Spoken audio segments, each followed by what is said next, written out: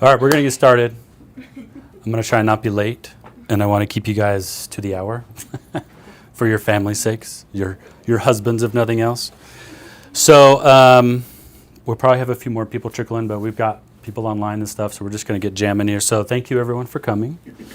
This has been a project of mine, actually, several months in the making, so I'm excited to finally be in this step with you guys, sharing some information. So how many of you guys filled out the survey before you came? 1, 2, maybe 3. Okay. That's okay. That's okay. We have a bunch on there. I was too overwhelmed to do it right now. It's fine.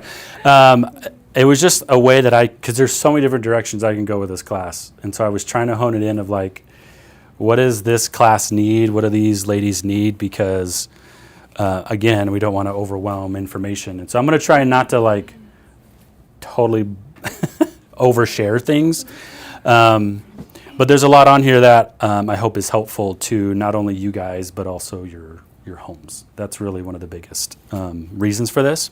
So I'm going to go over the answers that I did get from everybody because I feel like it's going to lend to this is my point of view of some of the stuff that I came up with for today. So the first question, okay, this was the set of answers. I try to condense them into the common themes here.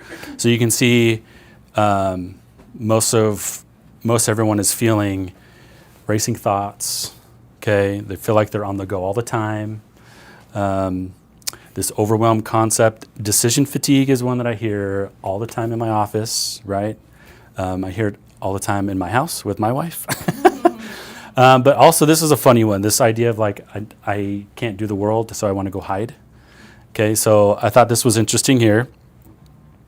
Another one, what's the first thing in your life to actually go? What symptoms, right? And the first one, by far, like everyone put patience. I have 0 patience to tolerate your stupidity, and I can't handle your voice, and I can't handle, right? I can't do dinner, whatever it is, as the patience is gone. And then these two I thought were really interesting. This sense of self, like I hear this a lot. I've been hearing it over the years, but it was interesting to see this repeated. Moms are just having like, who am I anymore? I've just kind of lost my sense of my identity, right? Because we've had to give ourselves to our kids for so long, right? And so I lose who I am, right? And then the self-critical aspect of my body, I lost my self-image as well, okay? And then sleep. So interesting ones here. We boiled down also where in the body we feel it, and these are the top 3, which I thought, these were all of them actually. I shouldn't say the top 3. These were all of them. You guys all put shoulder, neck, jaw, and the gut. So all this other stuff I thought was interesting that didn't make the list, these were the main things. Okay, so I also asked, what are some things you do at home on the regular that you have tried that just don't move the needle for you, okay? Or what are the reasons why? I don't have time. I don't have privacy. I can't find alone time for myself, right? That's a very common mom thing, right? But this is also one, like I can get something to work and then something else in life happens and then it's all gone. It stops working for me because life is still moving on, right? These are the ideas or the tools that have been helpful for you guys. Exercise was probably the one that came up the most, but the biggest thing was I don't have time to actually do it. I feel good when I do it, but I just can't make it work, right? And then this was the last one, is what would change if you could get things in order, right? And it's all about my relationships, my important people in my life, right? But also this self thing again. Okay, so we're seeing a pattern here. There's, who am I? I've lost this self thing, but I also love these people in my life and I want to keep showing up for them, and how do I do it? And so maybe some of you have had the idea of like, why are we talking to moms and not dads? Because dads definitely play a role here. I mean, I know that, right? When I go home, I have a role. All of your husbands, I know many of them, they play a big role in making these things work, right? So why moms and not dads? Well, dads definitely play a role. I'm going to talk about dads here in a minute, but I have found when I work with moms, the kids regulate better. Just because moms have a different touch and a different influence on kids, right? So if we can go after mom, usually dad comes along with us, is what I found. So let's go ahead and get into some of hopefully the stuff that I don't bore you on, but also give you guys some validation of understanding of what the heck you're feeling and what's going on. Okay, so this is all about nervous system stuff. So one thing I want to mention here is that from the get-go is that our bodies are designed for stress. We're designed to actually experience it and to deal with it. And so this is something maybe you guys have heard of, the autonomic nervous system, the fight or flight response, okay, and then the rest, sleep, and digest response in the body. How it works is this is a teeter-totter, okay? It goes either or. It's not on at the same time. Okay, so this is why a lot of things, if I'm stressed, a lot of the parasympathetic stuff is I can't sleep very well. I can't think very well. This is the mom brain fatigue. I can't make decisions anymore by, 7 p.m. I'm done making choices, right? I hear that a lot in my house. So the idea here is that the very basic structure of our nervous system is we are designed to actually go in and out of these. So a healthy nervous system wants both. If we get too much fight or flight, we understand like it causes issues. But actually, if we get too much of the rest and the sleep, it causes its own set of issues. So really the lesson here is we need both. And without both, we actually have some issues. All right, so I've shared this with a few of you already in my office, but I want to go into a little bit more detail with this one. Okay, so this is the order of operations and development of how the nervous system is developed in a kid, so in a baby. All right, so you can see the very foundation of this is the nervous system. And then from there, we build up into more complex systems. So numero uno, the nervous system is developed. The first system to develop is the nervous system in utero. So when the baby's developing in you, moms, baby's nervous system is learning from your nervous system. So baby learn, yeah. I already said that. That's the follow. That's the follow-up comment is, oh dang it, right? Yeah. But the baby is learning from all of your stuff, and it's designed. Going back to our first slide, that's the design. It's meant to be that way. So it's not meant to be a shame thing. It's a good thing, and they're along for the ride with you of all of the things that you're experiencing for those 9 months. That's by design, and it's a good thing. You're right, though. It does make it a little like, what the heck, right? But the nervous system has to develop, and this is what their main focus is in utero, okay? Once the baby's born, then they have to start learning how to move, hold their head up. The gut starts to develop as I'm learning like what milk tastes like, and maybe you had a little extra sugar that day, so we're getting more sugar in the milk. So it's learning along with you, okay? And then it works its way up from there into more complex stuff with all the emotion stuff, okay?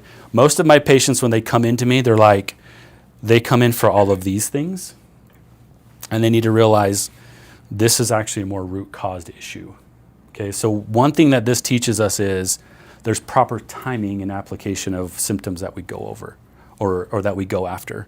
So not that it's wrong to do a gut detox or a liver cleanse or to balance hormones or whatever and do some therapy. It's not bad necessarily, but maybe there's a proper timing and application that makes it more effective for the individual. And that needs to be looked at in the big picture of things. Okay. This is an interesting piece to the puzzle here. So the prefrontal cortex, which is the front of your brain here, this is the guy that helps you do all of this up top. Okay, so there's planning involved, memory, impulse control, tempers our fears, focus, and all that kind of stuff, okay? What's interesting about this is it doesn't even bother to develop until the kid is 2 or 3. Okay, so who is that baby relying on to learn of what normal nervous system stress responses are? Mom and dad. Okay, they look to mom and dad of like, what is normal? What's happening to me? And if we're still freaking out when they spill milk, what are they learning about spilt milk or whatever, right? So there's a bunch of jokes and funny things said about teens and their brain's not fully developed and whatever, right? But what's interesting is it doesn't fully develop until almost into their 30s, depending on some people. Okay, and so we start having babies typically here in Utah around the age of 25. Some of us haven't even finished developing our brains yet, which is kind of an interesting to think about. So if we go back to this guy, you guys can look at like you as a mom, but what about when you were a baby and you were developing in mom? Okay, so this cycle started back then actually with you guys, and here we are passing it on to our kids, trying to break a different cycle. Okay, so if you look back and what was your birth story with your mom, right? Was there a lot of birth interventions and C-sections and I don't know if this group is old enough. Was there even epidurals at the time, right? So a lot of those things do affect how the baby develops, and how they come into the world plays a big role with this as well. But this is probably one of the biggest things is babies and our teens and even our adult children are still looking to us as parents. And what's interesting about this, if we think about it, is from the get-go, the baby is learning how to breathe, how to move, and trying to learn things, but so is mom. Mom is still trying to learn how to do all of life with a baby, right? And then we have another baby, and we're like, well, I've had a baby before. I should know how to do this. But now I have a toddler with me trying to do the baby, right? So it's this interesting cycle going back to our first slide of like, it is by design all the way through. If you have 1 kid, 2 kid, 3, however many kids you got, there's always a new stage that me as a parent, I'm trying to do and learn. I'm trying to have a career. I'm trying to learn how to have a good marriage. And I got these kids along for the ride, right? And so one thing about stress isn't a bad thing, but we go back to that teeter-totter example of time and a place, okay? It's good to have both. We just have to have better balance, okay? All right, this is one thing. Hormones always come up with women. So I was like, I've got to at least touch on this and make a little bit of sense to simplify it for you guys here. Have you guys heard of the HPA axis? Has that ever come across any of your studies or research? Okay. So in the healthcare world, okay, if you're doing any type of hormone replacement, hormone blood work, anything like that, the doctors are very much interested in the HPA axis, which is the hypothalamus, pituitary, adrenals. Okay, so how well is the thyroid's in here, by the way, okay? But this is the response to, if I point to adrenals, you guys think of stress, right? Okay, so this is the stress response in the body. What's interesting is there's also something called the HPG axis. And you can see it starts in the exact same channels. And depending on my nervous system and where I am at in dealing with things, my body will decide if I am in a stress response or if I'm in a reproductive response. So can I have good balanced reproductive hormones or my cycles each month with progesterone and estrogen and testosterone? Or am I running more of a stress response, which means this side gets ignored? So remember that teeter-totter, right? Which side is getting activated? There's a time and a place for both, right? But most of your hormone issues can be drawn down to this guy. So I point this out because most women have done some type of blood work with traditional medicine. And then they're like, well, that wasn't enough. It didn't go deep enough or whatever. I didn't like what they did. And so we go to functional medicine. And then we go to more alternative medicine. And then we go down the line. It helped for a little bit. I did some supplements, but that got really expensive. We're doing all this blood work. That eventually gets expensive. And like, what is actually moving the needle for me? And what we're missing here, at least considering, is, well, what about just managing my stress? And then my hormones actually balance out a lot better. So instead of just trying to force more balance to testosterone and estrogen and progesterone and all this stuff, why don't we deal with this and allow the body to naturally decide what is the good cadence for me? Okay, so, all right, so when we are dealing with the nervous system, there is something called the Goldilocks principle. The concept here is we can have too little stimulation to the body. We can have too much. And then there's this awesome zone of like perfection of what we're seeking. Okay, this right here is what makes it difficult from a patient standpoint, but also from a practitioner standpoint. Is if we don't take this concept into consideration, this optimal zone from day to day is literally moving on us. And so if you don't have this concept, you're like, well, why am I not fitting into this diagnosis box? Why is this medication, it works at this time of the month, but not this time of the month? And if I am in this part of my period and not, like, it makes you go crazy, right? And so if you understand that, it moves with you. And so you have to learn how to feel yourself on the daily, then we can start to find this optimal zone in a better way. But that's the tricky part is, from a practitioner standpoint, most of these doctors, I believe, are trying to help. But when you go to school and you are, or even a seminar on the weekend, you're learning different things, and they're like, well, follow this formula, and you help your patient. And when you get into real world, there's very rarely do you get good formulas. Okay, so these are 4 major factors that go into what dysregulate a nervous system.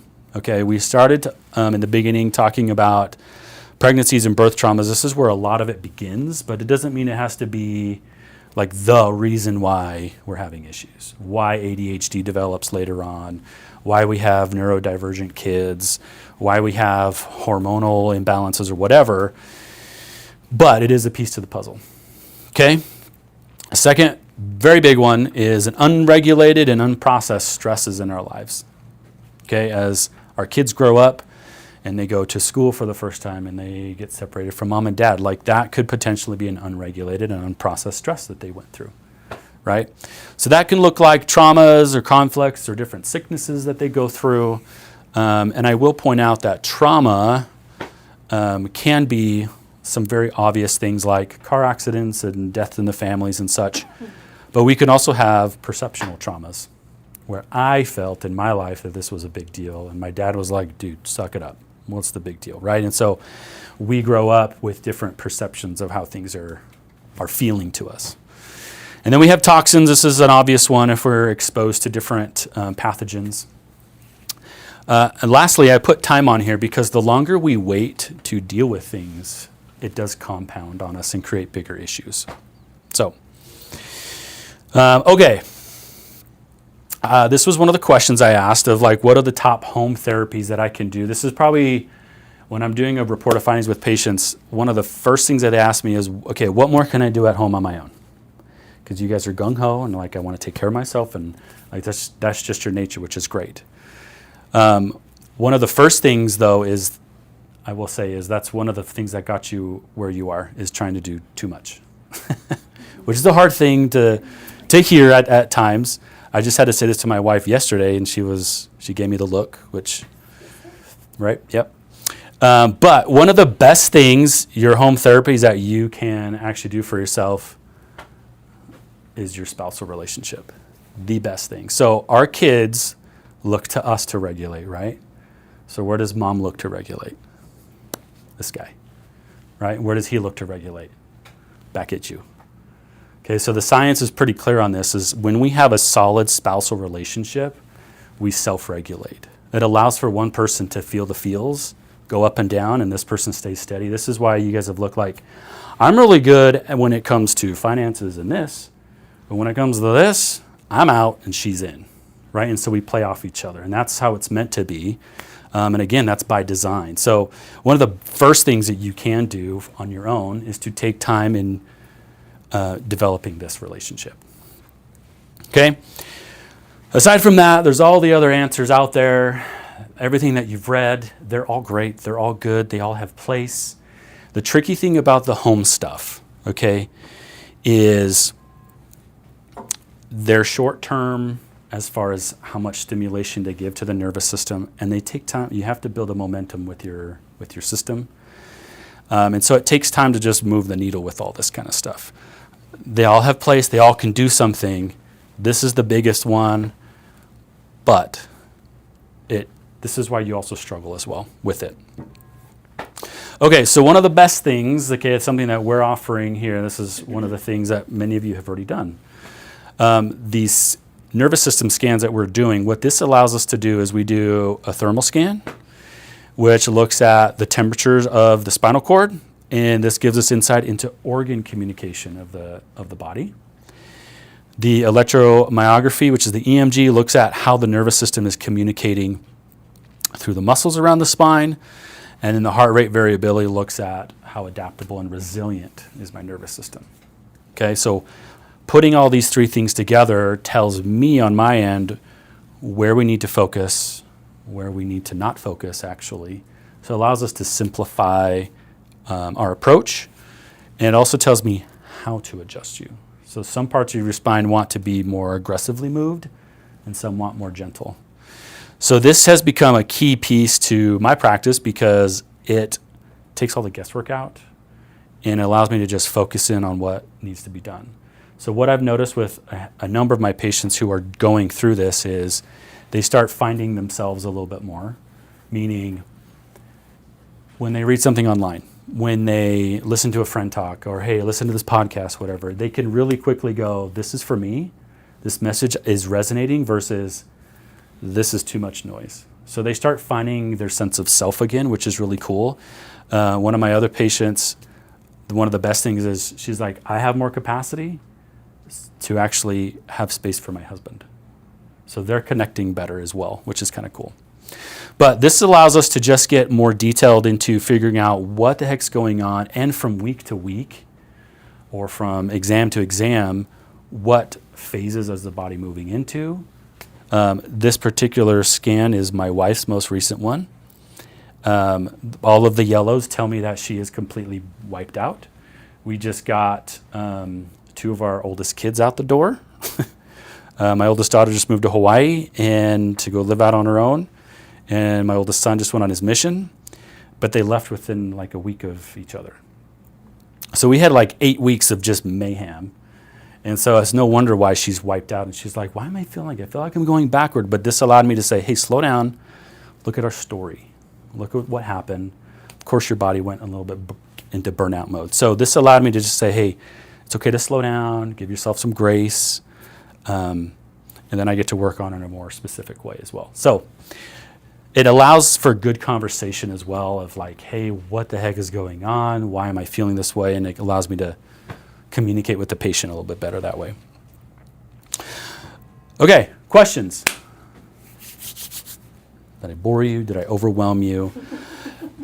Before we get into that, I am, as a thanks for coming to my class, so you all get a free scan if you want it, whether that's for you or a loved one in your family, but ideally for you if you haven't done one yet. Okay, so do you guys want clarity on anything? You want to go deeper on something? You want a personal question? I mean, anything that you might have.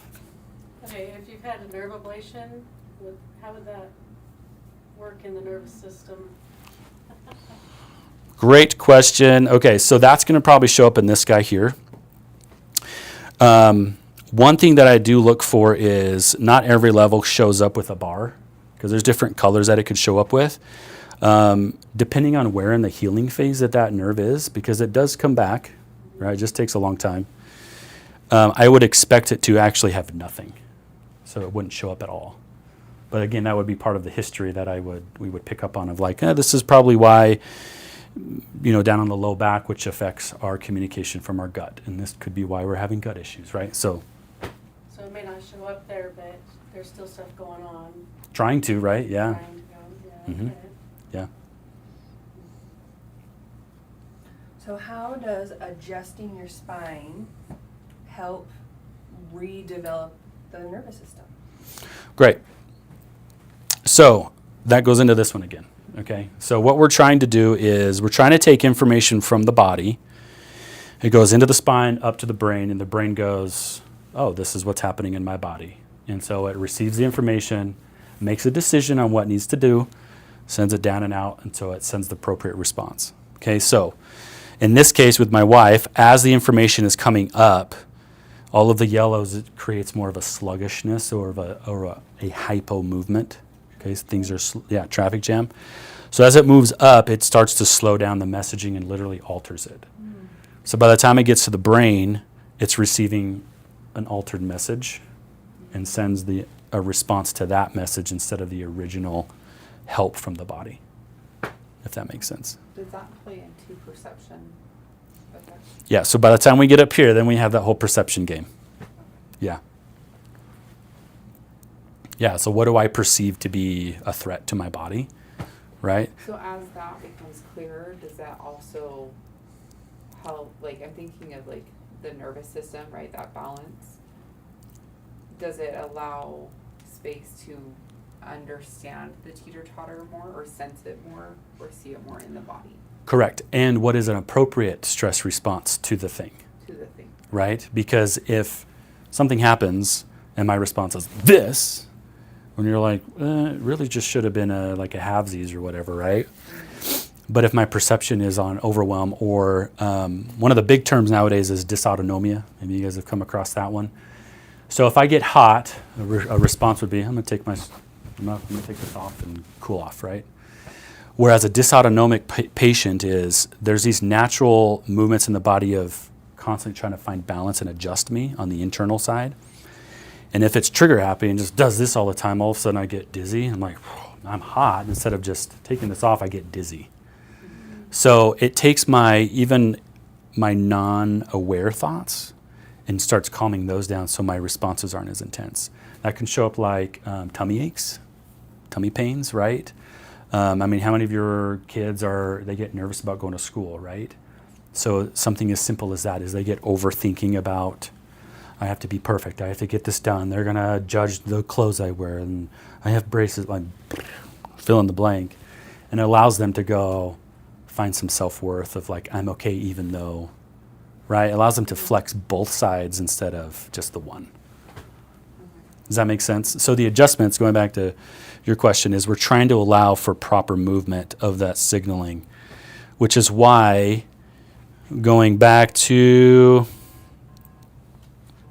this one, is we can actually over-treat someone. It's kind of a weird thing to think about. We can actually do too many things.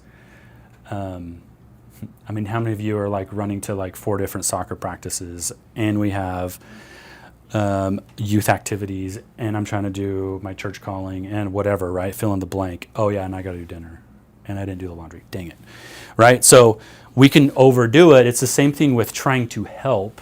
I just had a conversation with a patient today, which was kind of funny, is they have a visiting teacher or a ministering person now, and they're like over there all the time dropping off the new thing. I know you're struggling, I know you're having a hard time, but here's a new book, here's a new podcast, here's a new thing. And she's like, I can't do all of this, right? And so too much of it makes her think, look at all this that I'm not doing, right? So we can over-treat, meaning we can over-adjust. We can do too many therapies in the office. You can see too many doctors trying to do too many things. And then there is also this one where maybe we're not doing enough. But again, that goes back to that scan, and it helps me to know when we can push the needle versus we need to take it easy for this round, right?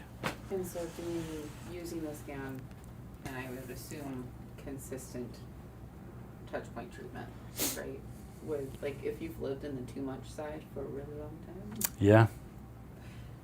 and it's like, would it be understandable if like you bounce and then you switch back really fast? Or like, is it harder, it takes a little bit more longer time or help to like hit the teeter-totter versus like it's really heavy over here? Does that make sense? Is your question essentially how long does it take? Yeah, well, like, I mean, that's gonna be personal, right? For Yes, everybody. yes. But for somebody who's lived in that too much for years and years and years and years, like rewriting that nervous system response. I don't know. I guess what I'm asking is, will I ever get there? That's a great question. Yeah. So They'll this. fall back into old patterns. Yeah, like can we slow down how quickly I fall back into my old pattern? Yes. Yeah. So this is a complex question. Yes, which I You get- understand that it's a complex question, which is why I'm having a hard time articulating. Yeah. So this goes into that time, right? The 4 things that actually cause more issues for us is time. Okay. Time moves on no matter what. Whether you can deal with what happened to you or not, it moves on, right? So there's some benefits to that, but I call this the Uncle Rico syndrome, where like I have a version of myself that just is stuck in this past self, right? So can I move on? Can I ever get there? 100%. Okay, because what we're trying to do is we're trying to lean on the fact that this is by design, and so our body knows how to do it.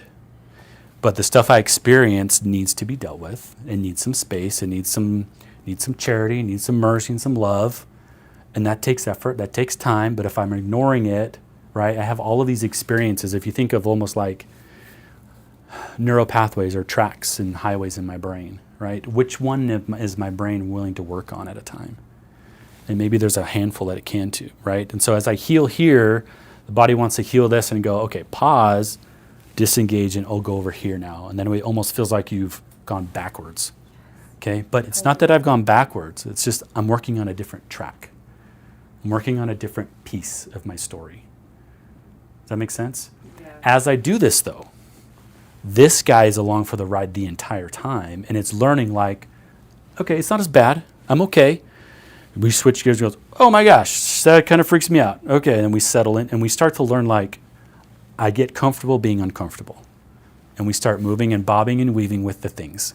I get comfortably uncomfortable. Yeah. That's But the tricky thing is, as we get older, my kids get older, we experience new phases of life regardless.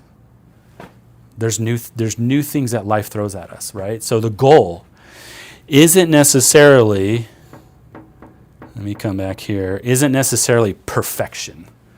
The goal here is flexibility. And does that play into like cyclical stuff? Like if we jump over, we leave one track and we come to another track, and all of a sudden we feel like we've taken 50 million steps backwards, and we can't figure out why we're sluggish again. Yeah. Because all the things have been working. Just speaking from personal experience the last Yeah. few weeks. Asking for a friend? Yeah, I know. Asking for a friend. Does that then, like, if we talk about we experience things, and oftentimes things will come back around, but Yeah. hopefully the lesson has been learned a little bit more, that we can respond a little bit better, I'm more mature, or it's a little hopefully. bit, like, we have a little bit more knowledge or Yeah. feedback that it's not as maybe rough or bumpy of a reloop. Yeah. Okay. Yeah. Have you ever tried to teach your kids math?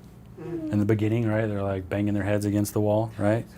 Eventually, and so am I as a parent, yeah. But eventually it comes around and they get it all of a sudden. But then the teacher teaches them a new concept. They're like, oh my gosh. And eventually they go back. I know. And eventually they go back and forth until they can realize, I can do this, and I learned this stuff back here that now applies up, right? Okay, got it. That's the same concept there, yeah. Any other questions? Did we get them all?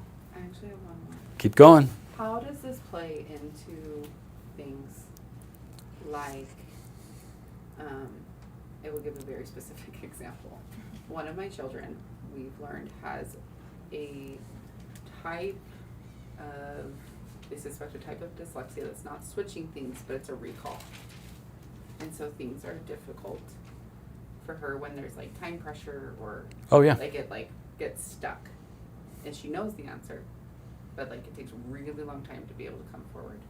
So does this type of like nervous system, brain connection, brain talking, it would make sense that it could help, right, with something like, or like neurodivergence or things like that? Yeah, so the question now becomes, why is that there in the first place? Mm-hmm.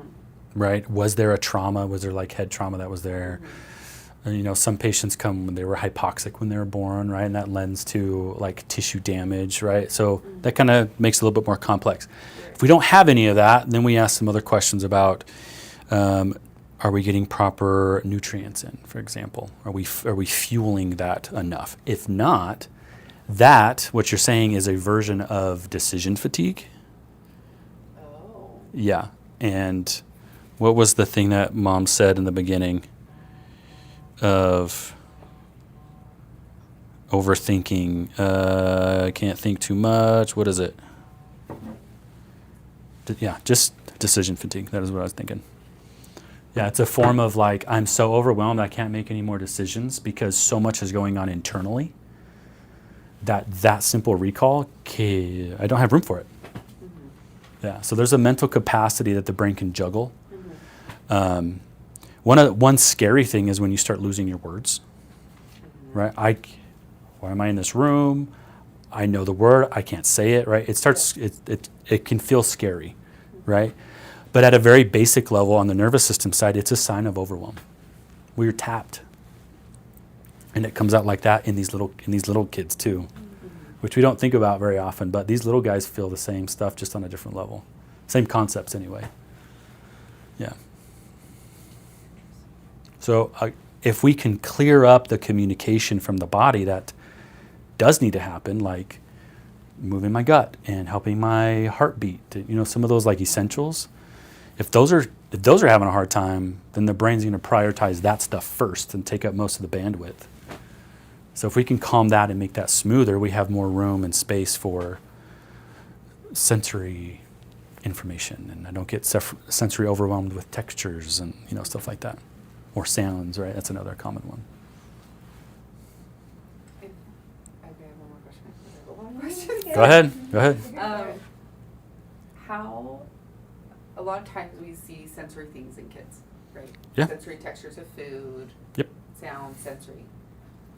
Can an adult develop those sensory responses by overwhelm? 100%. You can develop it, or you could have kept it, Or you could have kept it. and it never finished developing. Right? The Uncle Rico syndrome, right? Concept stays with you. I mean, how many Uncle Ricos do you know in your life, right? I mean, yeah. So question, Yeah. back to the nerve ablation thing. So the body's trying to send messages, but it really can't because the nerves are not there to send anything. So, does that affect your brain with thinking, like not being able to? Yeah, so the remember term, stuff or yeah, the fancy neuro term is brain mapping. Okay, so the brain is in a constant state of where's my body and what's going on. If you think of your screen, like how fast is your screen refreshing? Okay, it's the same thing. The brain is constantly refreshing what's going on here. So if I go in and go snip, I just literally, that part of my body went blind too. Okay, pros and cons, right? Like I can function because the pain was blinding me in other ways. It was because it was overwhelming the rest of my brain. But if I snip that for a time, I cut the pain down, so I can hopefully go back and like manage all this other stuff. But when this comes back online and we didn't fix the issue, it comes back. Pros and cons, Yeah. right? How long does it typically take for nerves to grow back? I've heard, it depends on your body and. Yeah, there's a lot of those, pieces, but I don't know the exact timeline. But it is longer than you think. Okay. For example, like I know the inner gut lining, I think is like every 3 days, kind of a thing. But the nerves take multiple weeks to regrow. So just weeks? I thought it was years. Bones takes multiple years to fully like replace cells, right? To like fully but like 6 weeks to regrow it, but to like replace all of the cells of the bone, it takes, yeah. But to regrow a nerve, it can take multiple weeks, if not years, depending on the environment of the person. Like someone who has diabetes, whatever, and circulation issues, it gets more difficult. Yeah, and stress. If I'm more stressed, I'm not healing very well, right? Can I ask a question? Yeah. You're allowed. Going back to the spouse relationship, Yeah.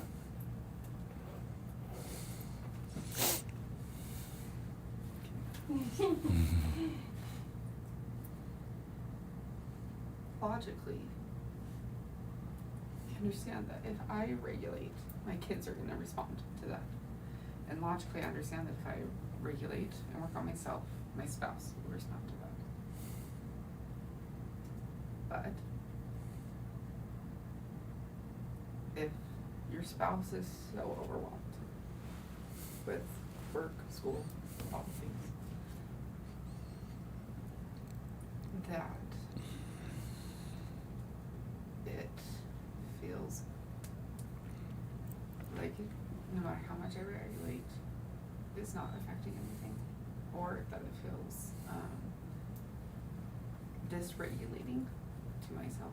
Like, how do I build my resilience to the dysregulation, to stay regulated, to hopefully help my kids to also not become dysregulated? And I know that I hit that point sometimes too, and I'm not trying to point the finger, because there have been times in my life, like right after I have babies, where I become very dysregulated. Sure.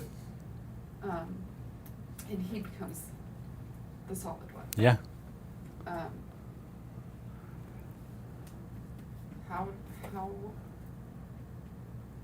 and I understand both partners have a piece to play in that relationship.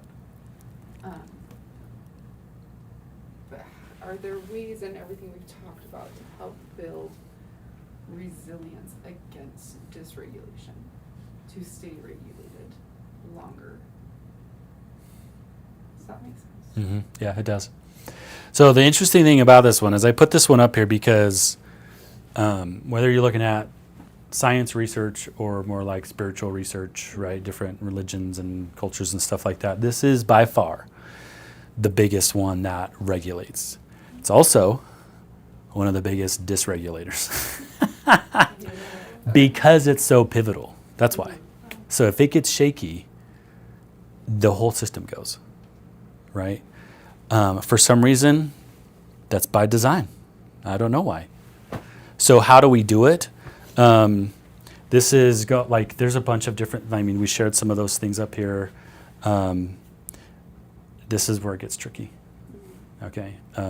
I don't have like a specific answer on that, but this is where, you were kind of talking about that before the class started. Like, we have this group of people and we worked it out somehow, right? We worked through the hard things together. We're coming from different backgrounds. It's the same thing with our spouse. We're coming through different backgrounds, experiencing things.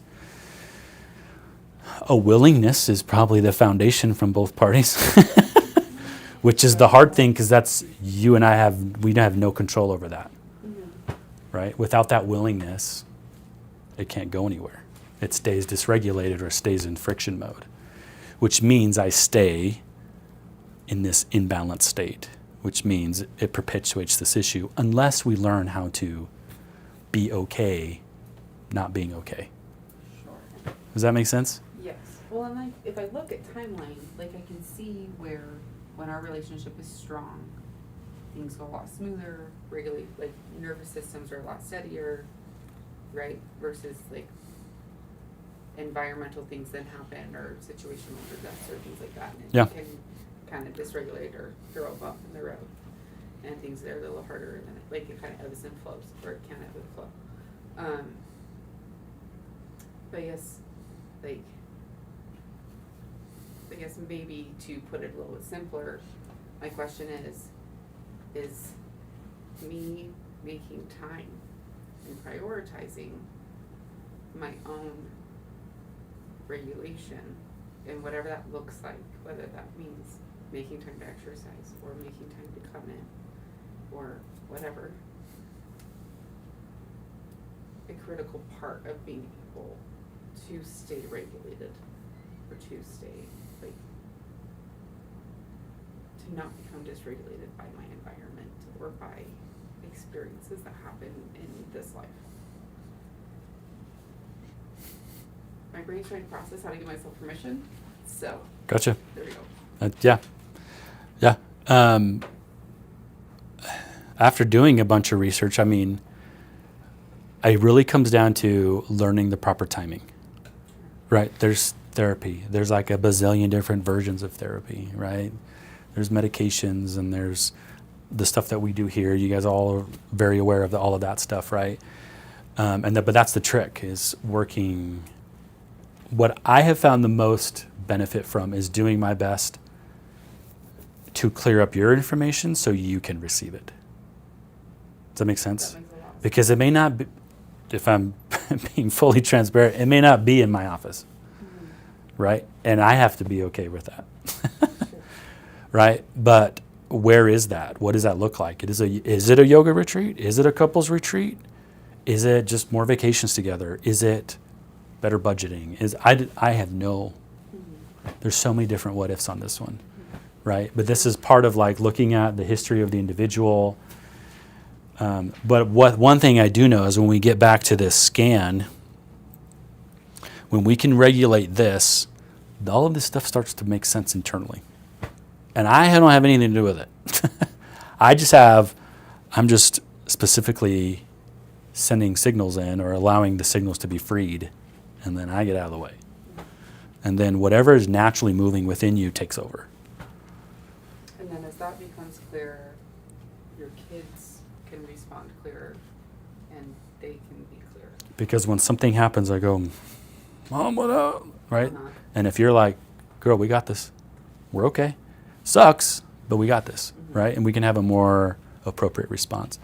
And I'm sure you guys have all felt that at different times. Like, when this happens, like, I'm so cool and chill. But when this happens, I want to punt these kids out the window, right? Yeah. That just depends on when you take your soul off. Which, Fair point. How does ADHD play into nervous system? I was a little late, so I don't remember that one. I didn't go into detail, but definitely fits right here. Okay? Were you here for this one? Yeah. Okay. So, going back in timeline, so let's think of a newborn. Okay, the baby's inside, developing within mom. Its nervous system is learning what a normal movement is first. Okay? Baby is born, and now we have all these new senses. There's sounds, I'm freezing cold, I have to learn how to latch, all this stuff. Okay? Their gut and their immune system starts getting kicked in as well. Okay, they check for immune stuff right away for babies, right?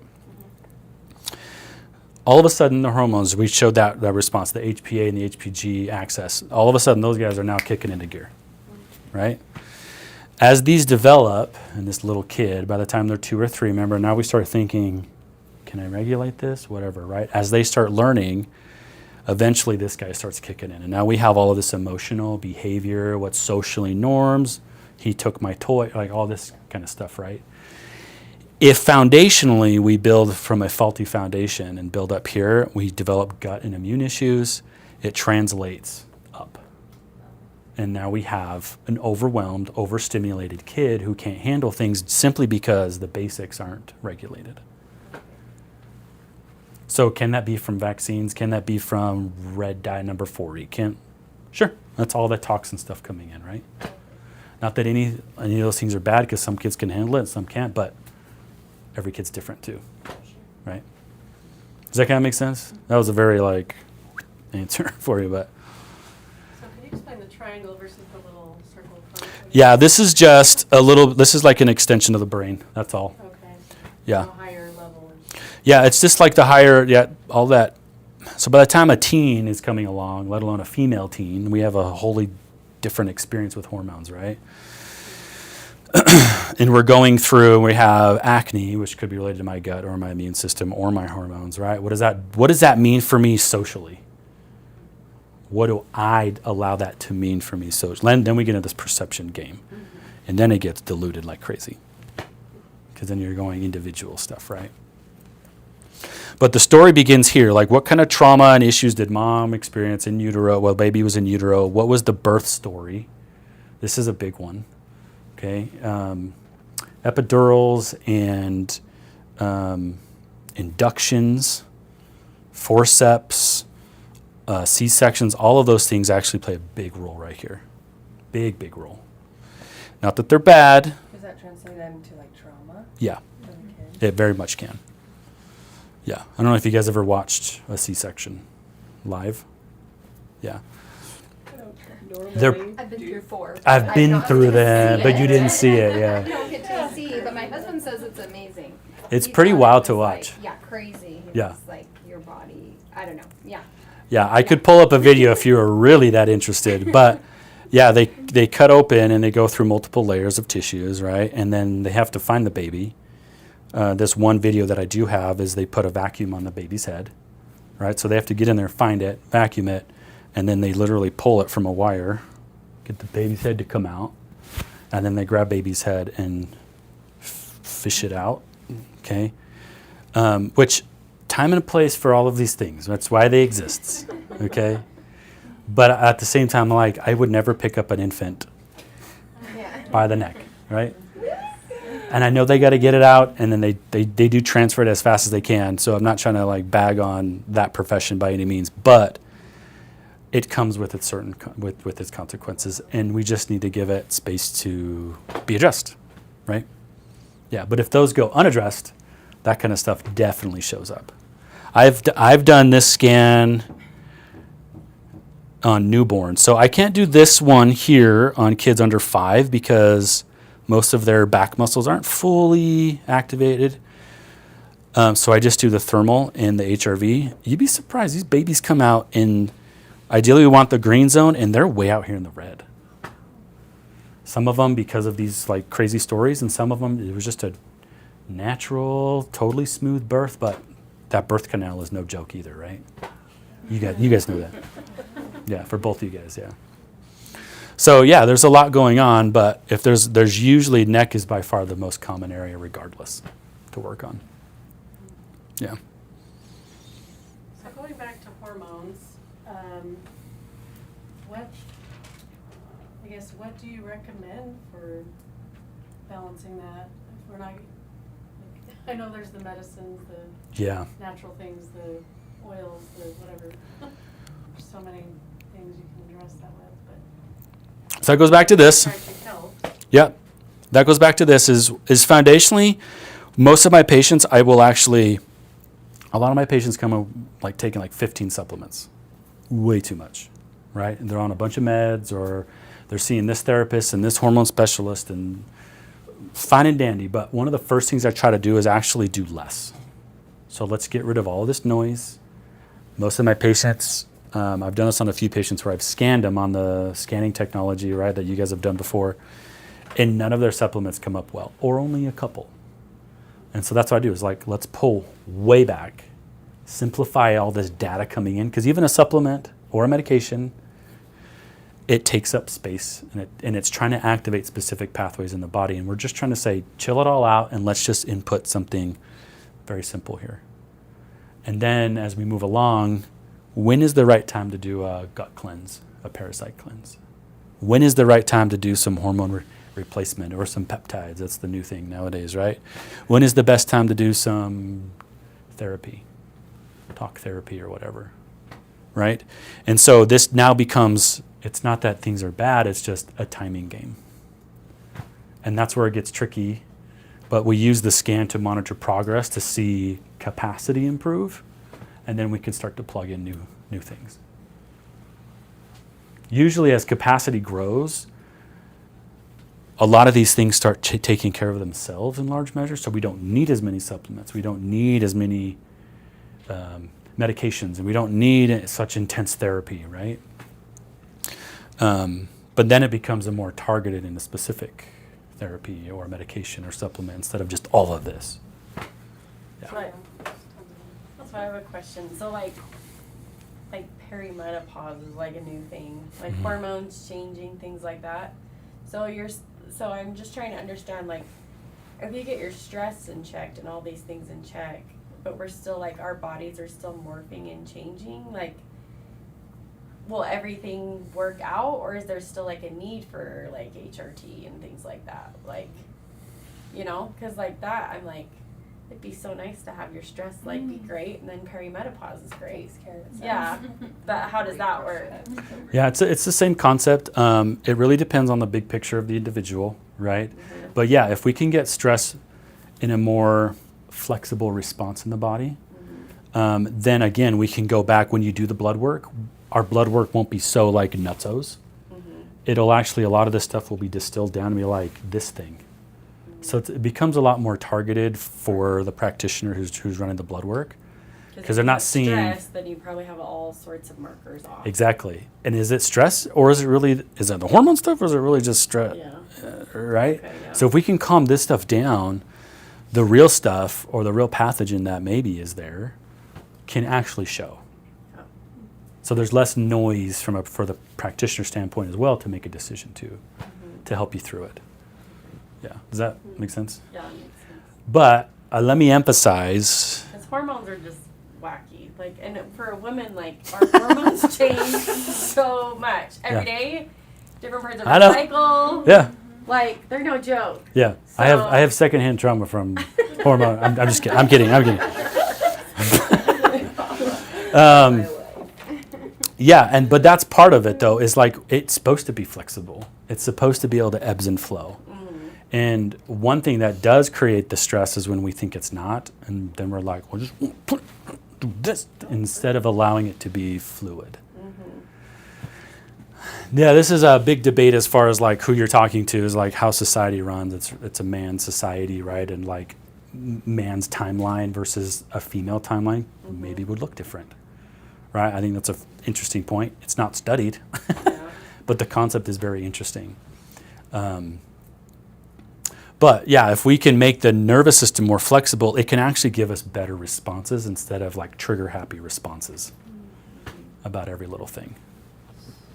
So you do that by chiropractic adjustments? That is what I have found to be the like cut through everything is and it's not just like going to the joint adjustment, right? Like it's it's a different tone. When it comes down to the scan, we adjust the areas that need it, how they need it, and we leave the rest alone. So some patients will come in and I will literally only adjust one part of their neck and they leave. It's very intentional. Yeah. Yep.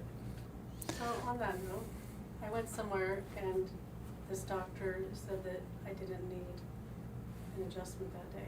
I'm like, well, my knees bug me and my hips bug me and my neck bug me, my back, my arms, my wrists, ankles, feet, whatever, right? So I'm like, how do I not need an adjustment? Because it does help me. I feel better. Yeah.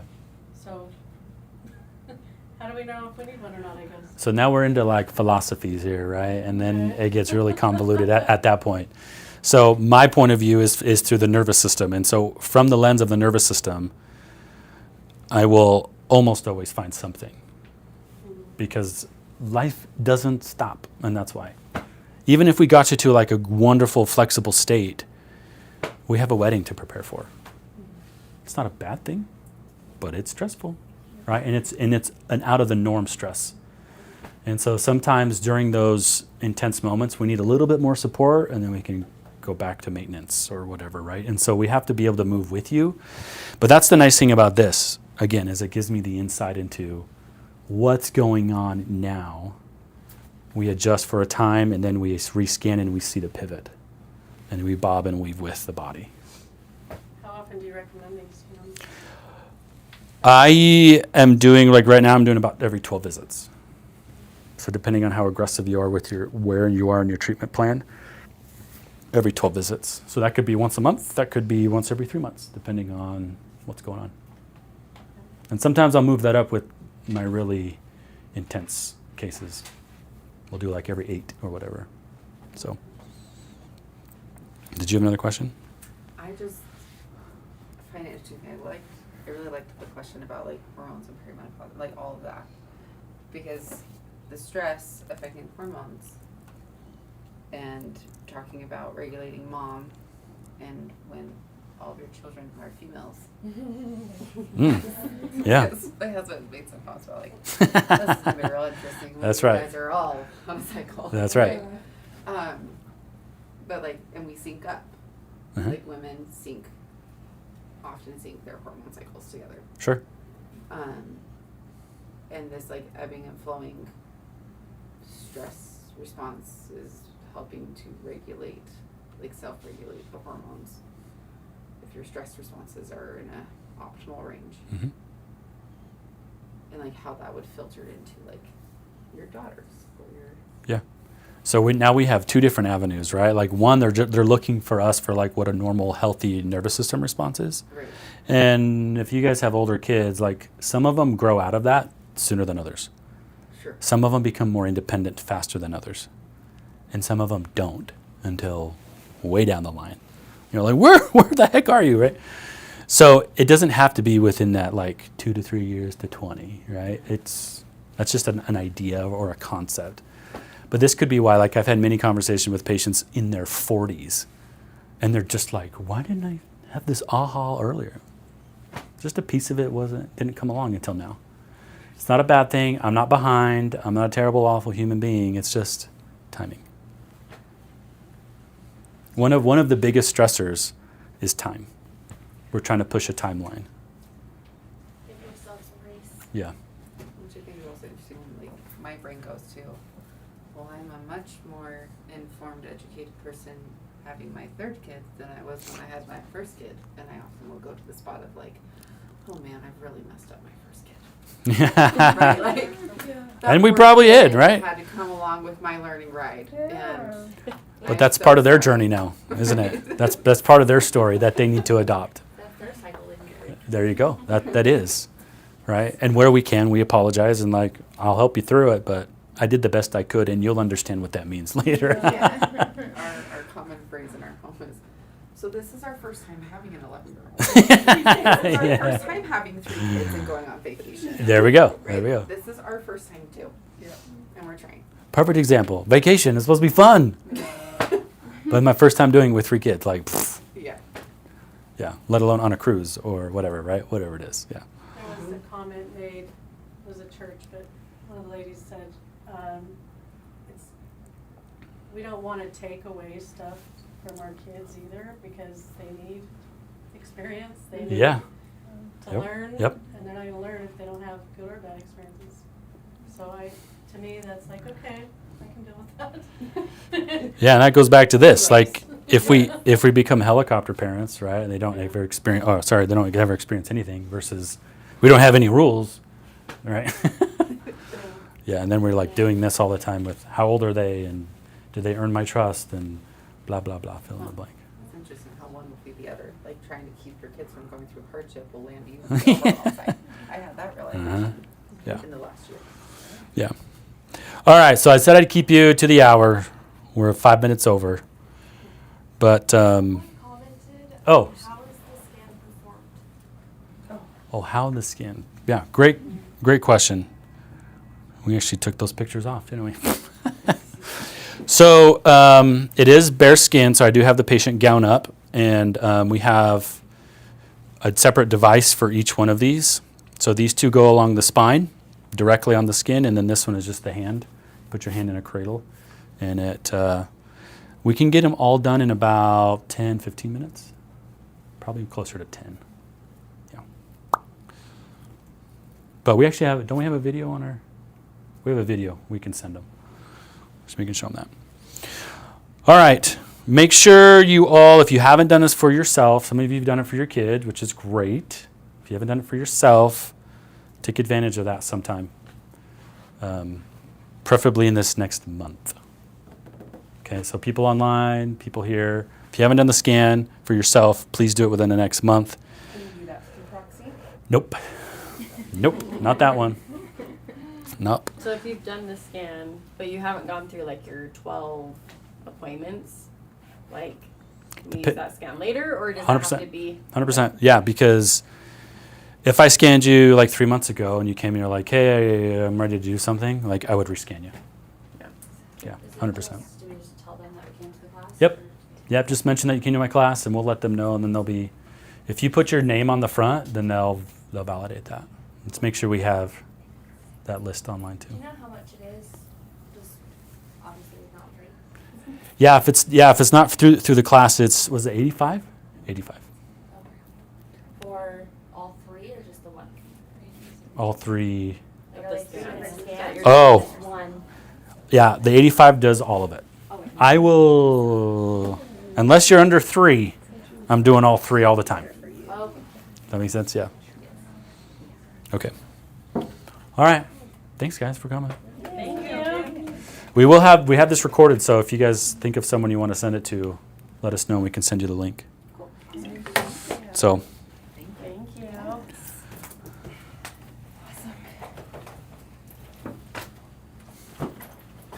see you guys. Thanks for coming. Thank you. Yep.